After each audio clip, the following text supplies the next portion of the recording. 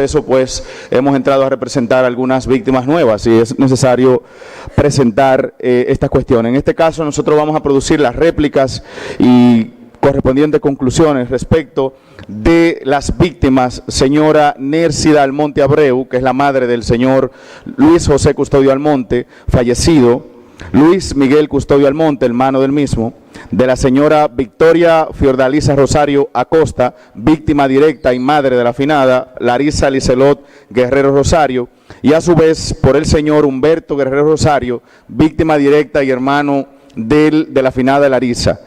Por su parte también la señora Lucía Leticia Guerrero Rosario, quien es hermana de la señora fallecida, la señora Larisa Licelot. Además, representamos en este caso a los señores Wilton Olmedo Tejeda y a la señora Deyanira Sosa Gómez de Tejeda, padres de la afinada Melisa Gismel Tejeda Sosa. A su vez, del señor Nelson Jesús Sánchez, de la señora Juanita Ordalín del Carmen Brea, abuelos del menor THEB, titular del número único de identidad 402-5861-1736-0, hijo del fenecido señor Tony Enrique Blanco Cabrera y de la fallecida también Nelfisis Calwani Sánchez Brea, quienes ostentan a su vez la calidad jurídica de representación debido a una sentencia judicial del Tribunal de Niño, Niña y Adolescente del Tribunal de aquí del Distrito Nacional. Entonces, juzgador, resulta pertinente responder los argumentos de la defensa de los imputados, tanto en cuanto a los hechos que ellos han planteado, algunos que resulta pertinente responder, pero respecto de algunas cuestiones técnicas importantes que nosotros hemos enumerado una por una para poderlas responder de acuerdo al rigor de la norma y de la jurisprudencia. Por lo que rogamos al juez que, si bien seremos breves, nos permita esbozar nuestra exposición para tener una defensa adecuada y coherente con lo que pretendemos acreditar. Lo primero es que el doctor Miguel Valerio tuvo el ejercicio de su derecho de defensa de los imputados y llamar increíblemente a quienes ostentamos la tesis del homicidio voluntario por el dolo eventual, nos llamó agitadores profesionales. Y naturalmente, ese es un derecho que él tiene. Sin embargo, a la luz de los argumentos huérfanos y desamparados de base legal que ellos han vertido aquí hoy, nosotros entendemos que ellos son unos manipuladores profesionales de la verdad jurídica. Y así vamos a acreditarlo. Curiosamente, hoy nos sorprendemos porque ya ni siquiera aquí se está debatiendo si ellos, los imputados, me refiero, los señores Antonio y Maribel Espaillat, serán enviados a juicio de fondo, porque es que ellos mismos, el doctor Miguel Valerio le dijo a usted, que ellos consideran que los hechos, incluso respecto de la imputación del Ministerio Público, de la que nosotros guardamos distancia, deben de ser discutidos en juicio. Entonces, fijaos bien, honorable juez, la discusión aquí precisamente radica en el hecho de la calificación jurídica. Esa es la gran discusión que tiene al final de cuentas esta audiencia. Entonces, en ese sentido, quiero esos aspectos de hecho, juez, les ruego que observe que de todo el que se paró aquí puesto en causa, llámese ayuntamiento, llámese imputados, al final del día lo que le dijeron a usted es, y al país, que nadie es responsable. Fíjese bien, ni es responsable el Estado según su tesis del ayuntamiento, ni es responsable según los imputados, los imputados. Lo que son aquí a parecer responsables son las víctimas. Qué triste argumento. En ese orden de idea, pareciera siempre, honorable juez, y es una percepción que tiene la sociedad, que los tecnicismos jurídicos solo existen para proteger a los imputados. Y hoy nosotros vamos a probarle a usted al final de esta exposición, y como bien sabe su señoría, que los tecnicismos también existen para proteger a las víctimas. Y vamos a verlo. En la última cuestión de hecho que nosotros imploramos al tribunal que observe es que los imputados le han dado a usted hoy un caramelo envenenado. Ese caramelo envenenado consiste en graciosamente hacérselos graciosos frente a usted. Estamos de acuerdo, si usted entiende, señoría, envíenos a juicio. Pero en cambio, en contrapartida, en contraprestación, lo que le piden es, no hay dolo eventual. Ese es el negocio que ellos quieren hacer, judicialmente hablando. Pero ¿cuál es el problema con esto?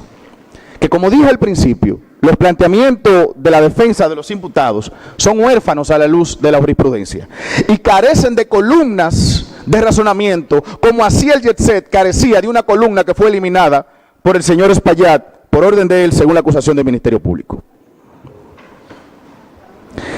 El doctor Valerio tiene aquí, y yo voy a usar una palabra que usó el magistrado Wilson Camacho en una de las audiencias a medida de coerción, con todo el respeto y el cariño que le tengo al doctor Valerio, pero tiene la cara dura de decirle aquí a usted que el dolo eventual tiene la atipicidad. ¿Y qué es lo que significa eso? Que eso no está tipificado. Y vamos a desmentir este asunto desde el punto de vista claro. El homicidio voluntario, lo primero es que está tipificado de manera objetiva en el artículo 295 del Código Penal Dominicano. Eso es la parte objetiva. Ahora, es la propia jurisprudencia de la República Dominicana que ha establecido de manera clara que los elementos subjetivos de tipos penales que tienen estos elementos son facultades de los jueces de valorarlo. Por lo tanto, el elemento objetivo del tipo penal para satisfacer la tipicidad está en el artículo 295, homicidio voluntario, está tipificado. El elemento subjetivo del tipo, que en este caso ese elemento se llama dolo eventual, intención indirecta, está debidamente interpretado, como veremos, por la Suprema Corte de Justicia y reconocido así, y por la jurisprudencia comparada. El Tribunal Constitucional, honorable juez, en la sentencia con criterio vinculante, TC 0581-18, letra K, página 22, dice claramente que la interpretación de las normas legales es una función de los jueces del Poder Judicial, en particular de los miembros de la Suprema Corte de Justicia, como órgano responsable de fijar criterios jurisprudenciales en el ámbito de la legalidad. Queda claro que el argumento del doctor Valerio de la ausencia de tipicidad en cuanto al tipo objetivo y subjetivo es un invento que no tiene asidero legal. Porque, como ya vamos a ver ahora más adelante, si la Suprema misma ha reconocido la existencia del elemento subjetivo del dolo eventual, entonces tenemos el objetivo y el tipo subjetivo claramente satisfecho. El Tribunal, la Suprema Corte de Justicia ha dicho, magistrado, de manera clara, muy clara, en su sentencia 001022-2021, SSEN 00498, en su parte final, específicamente en la página 41, numeral 23, establece que en tal caso de la interpretación, está hablando en cuanto al homicidio voluntario, la cuestión del homicidio voluntario deben ser valorados y ponderados conforme las reglas de la sana crítica, a fin de determinar, acorde criterios objetivos, si el accionar cumple con los requisitos normativos de imputación subjetiva del tipo penal. Es decir, honorable, que esto que se le ha planteado aquí a usted por la defensa, como ya hemos dicho, es un argumento que no tiene forma de sostenerse desde el punto de vista jurídico.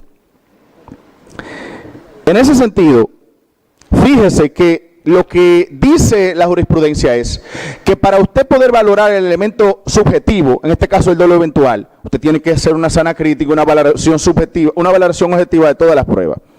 Dice la Suprema en la misma sentencia, magistrado, en la página 41, numeral 24, distinguido juzgador, que por mandato legal la evaluación de las circunstancias y elementos del tipo penal están sujetas a apreciación de los jueces que derivan el asunto a través de la libre valoración de la prueba. Misma sentencia anterior, página 24.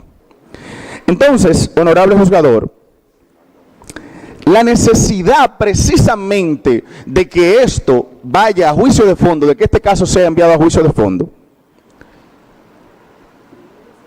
está estrechamente vinculada al elemento de que existe la tipicidad objetiva del tipo penal en el 295 y la interpretación del elemento subjetivo por la Suprema Corte de Justicia en sus jurisprudencias. Entonces, es el juez de fondo que debe finalmente evaluar ese aspecto en fondo, porque ya aquí están satisfechos los elementos del tipo en cuanto a la tipicidad.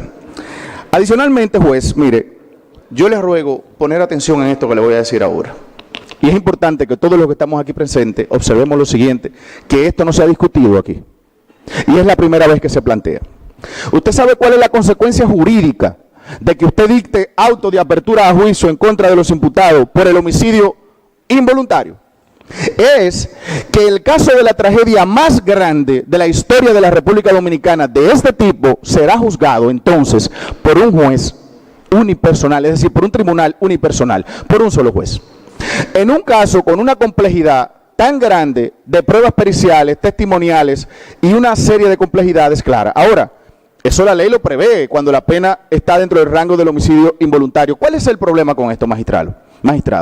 Que se le arrebata a las víctimas, en violación al principio de tutela diferenciada, la posibilidad de ser juzgado por un tribunal colegiado, es decir, 3 jueces, para que de manera armónica el sistema judicial pueda, en 3 magistrados, en un tribunal colegiado, evaluar mejor las circunstancias de este hecho. Porque humanamente lo evaluarían mejor el caso 3 jueces en un tribunal colegiado que en un tribunal unipersonal. Nos parece, desde el punto de vista jurídico, que es más conveniente y además jurídicamente procedente por lo propio del dolo eventual, que este caso vaya a un tribunal colegiado, por las razones que hemos expuesto.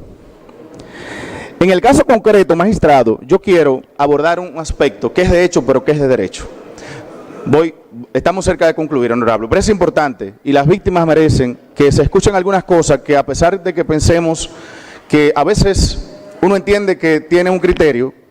Una réplica, doctor. Sí, excelente, magistrado. Yo estoy replicando punto por punto. En ese orden, manteniendo la coherencia, aquí se ha hablado de populismo penal.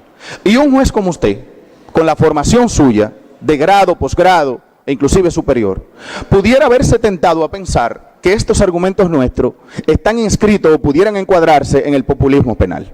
Ahora bien, el populismo penal consiste, en cuanto al aspecto doctrinario, en que un tribunal sustituya los medios de derecho jurisprudenciales y de legalidad por arbitrariedad de decisiones que no tienen fundamento legal ni jurisprudencial.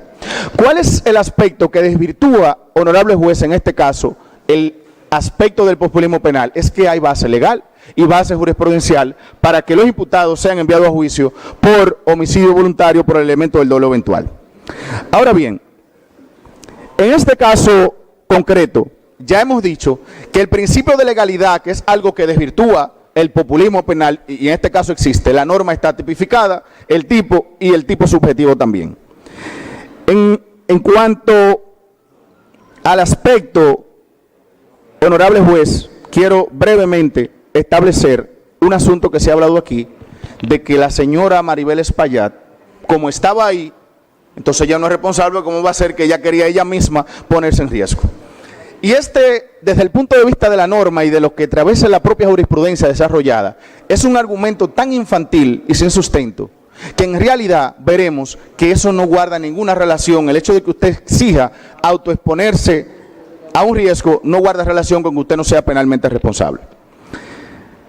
En ese sentido, la Suprema ha dicho de manera muy clara lo siguiente: que es necesario que la persona sea consciente de que la acción es apta para matar y que el resultado de tal acción es la muerte, que el dolo no solo puede ser directo, también puede ser eventual, es decir, que el autor ejecuta una acción con conciencia del riesgo que crea para la vida de la víctima, riesgo del que no tiene seguridad de poder controlar.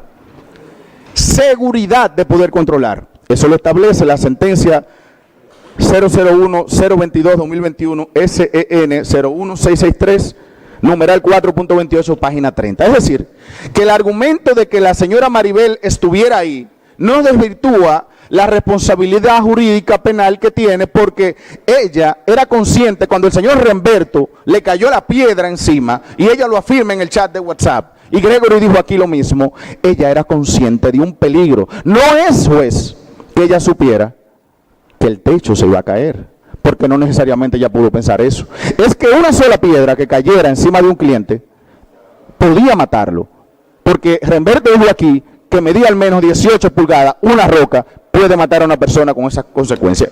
Entonces, en 2 minutos estamos terminando ya, magistrado, porque estamos en la fase final. Cuando esa piedra cae encima del señor Remberto, magistrado, hay una alerta lógica, y ahí luego vamos a hablar de la cultura que habló Miguel Valerio, que lo desvirtuó totalmente. Y vamos a explicar eso en términos de la jurisprudencia. Esa alerta que genera, magistrado, eso, era para en ese momento, conforme estableció Gregory Adames, suspender la fiesta. Juez, que quede asentado en el acta, como todo lo demás, sé que sí está haciendo, que los hermanos Espaillat tuvieron conciencia del riesgo 10 horas y 21 minutos exactos antes de la tragedia. Y eso está acreditado en los chats de WhatsApp. Adicionalmente, 49 minutos fueron exactos entre las 11:45 y la hora de la tragedia, en que la señora Espaillat le comunicó al señor Espaillat que cayó una piedra del techo, y ya Gregory se lo dijo a las 2 de la tarde. Está claro que ellos tenían conocimiento. Pero además, juez, yo quiero, juez, y estoy entrando en la fase final para concluir, ¿cuáles son los comportamientos que ha dicho la jurisprudencia que usted tiene que evaluar para ver el dolo eventual? Son los siguientes. Dice así, una sentencia del Tribunal Supremo de Colombia, que nuestro Tribunal Constitucional lo hace suyo sus argumentos de manera constante. Dice claro, los comportamientos que constituyen el dolo eventual: dejar al azar, es decir, a la suerte, optar por el acaso, jugársela por la casualidad, dejar que los cursos causales continúen su rumbo sin importar el desenlace, mantener una actitud de desinterés total por lo que pueda ocurrir o suceder, mostrando indiferencia por los posibles resultados de su conducta peligrosa, no actuar, fíjense bien esto, magistrado, con voluntad relevante de evitación. Voluntad relevante de evitación. Cuando en un hecho antijurídico hay voluntad relevante de evitación, el dolo no existe. El dolo eventual. En este caso, el problema es que ellos, conscientes del riesgo, no tuvieron voluntad relevante de evitación, y ahí se configura el dolo eventual. Pero el juez debe, magistrado, que es lo que dice aquí la jurisprudencia de este proceso, en la página 38 del Tribunal Supremo de Colombia, proceso 32-964, página 27 y siguiente, juez. Es una valoración armónica de los hechos y eventos que han ocurrido para llegar ahí. Ahora, queremos resaltar, magistrado, y ya en un minuto pasamos a las conclusiones, un concepto muy importante, que es donde se encuadra la señora Maribel Espaillat y su presencia en el jet set. Y leo el criterio del Tribunal Supremo de Colombia del proceso 32-964. Mire, magistrado, dos conceptos muy importantes que me gustaría que usted, en su estudio de este caso, y eso está en nuestra instancia, usted pueda ver lo que es la voluntad de evitación y la confianza de evitación. ¿Qué dice el Supremo de Colombia? La voluntad de evitación y la confianza en la evitación son conceptos que tienen virtualidad de excluir o reafirmar una u otra modalidad de imputación subjetiva. Según concurra o no en el caso específico, el primero implica actuar, es decir, la voluntad de evitación, magistrado, es actuar. Entonces, el segundo, la convicción racional de que el resultado probable no se producirá. Si existe voluntad de evitación, se excluye el dolo eventual. Entonces aquí yo le hago la pregunta al tribunal y a la audiencia. Cuando una piedra cayó encima de Remberto, ¿era razonable pensar que no cayera otra piedra con ya todos los antecedentes previos de las 2 de la tarde y pudiera matar a una persona o aún así herirlo? No era razonable, honorable juez. Y ahí es donde no hubo ni voluntad de evitación, ni hubo confianza en la evitación. La señora Maribel, lógicamente, y ahí está el elemento cultural, no podía pensar, honorable juez, de manera razonable, que no podían caer más piedras, porque ya estaban cayendo desde siempre. Y ella, la señora Espaillat, le dice el señor Espaillat, el techo está desbaratado. Entonces ella tenía conciencia, pero no actuó. Y paso entonces, ese es el elemento cultural que mencionó el doctor Valerio, pero no se satisface porque no hay voluntad de evitación ni confianza en que se va a evitar. Entonces,